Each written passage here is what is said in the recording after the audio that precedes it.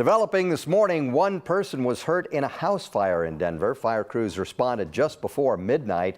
The fire was at the two-story duplex off 27th Avenue, just east of Federal. Cause is still under investigation. We don't have a condition for the person taken to the hospital.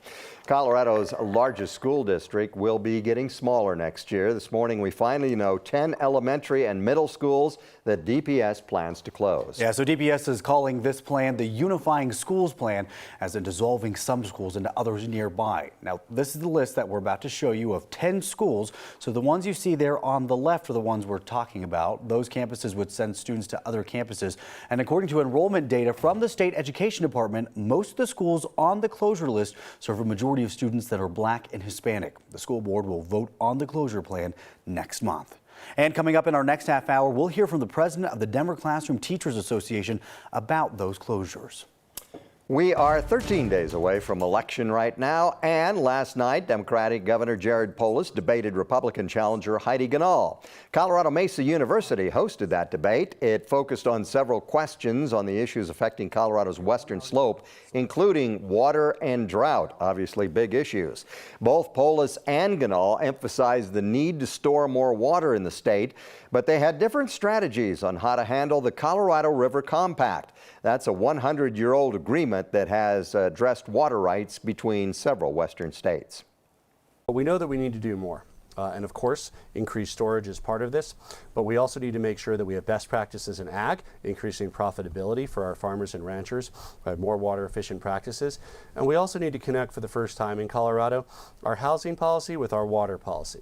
What that means is, as we look at our state with our current population, as more people come to Colorado from Texas or California because of the great quality of life and economic opportunity and freedom that our state has, we need to make sure that we do it in a way that's sustainable from a water perspective and doesn't increase water usage beyond our capacity to provide water to our farmers and ranchers. We've got to store the water that's rightly ours, and you've got to have a governor who won't cede control to the federal government, but will hold firm and stand strong against the federal government and the other states who want to take the water that's.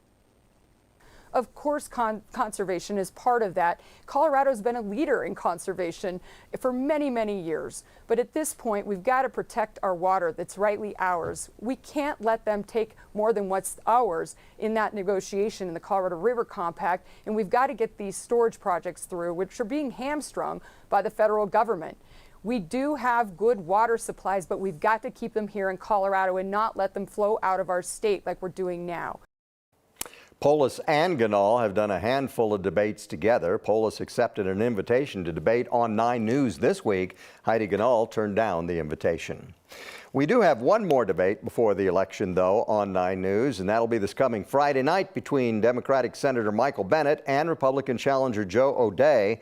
That will air at 7 o'clock on Channel 9. It will be live from CSU in Fort Collins.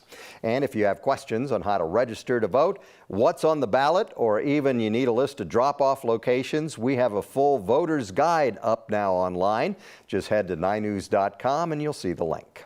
And starting in the new year, Clear Creek County will test out a 4-day work week for non-emergency services. It's a trend that we are seeing in many industries. For Clear Creek County, they hope this move will increase productivity as well as morale. They also hope this, along with the pay increase approved just last month, will attract more workers. The county tells us that staff retention has been a pretty big problem for them, partly because living in mountain communities is just so expensive now. Commissioners approved the change at a board meeting last week. I want to be clear, we're doing this to be more competitive, to be a more attractive workplace. We're not suggesting to you that we're going to save any kind of budget dollars by going to a 4-day work week. It's about being competitive, being a more attractive workplace. The county will test out this new schedule from January until May. Then the county will have a review period to decide whether to make it permanent. I have a feeling it's going to be very popular. I was going to say, but on the other hand of that, while we would all like to work a 4-day work week, we also like other services to be available to us maybe on a day off. Right. So you got to figure out what days everybody's going to be closed and opening, otherwise you're all just going to be sitting at home. There is that, but I think where they have had 4-day work weeks, these businesses that have tried it have been very successful with it. And I'm on board for it. Yeah, I mean, as long as it pays the same. Yeah. Or in some cases even more these days. Yep.